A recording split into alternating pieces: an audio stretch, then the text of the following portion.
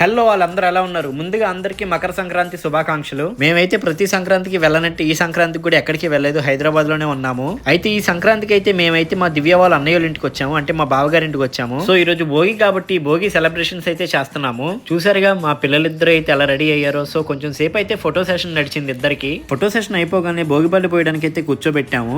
First అయితే మా పిల్లలకి వాళ్ళ మేనమావ మేనత్త అయితే భోగిపళ్ళు పోసారు. అసలైతే ఈ సంక్రాంతిని మేము మా మావయ్య వాళ్ళ ఊర్లో అయితే సెలబ్రేట్ చేసుకుందాం అనుకున్నాము. ఇంకా మా దివ్య వాళ్ళ నానమ్మ హైదరాబాద్ వచ్చేసరికి మేము కూడా ఇక్కడికే వచ్చేసాము.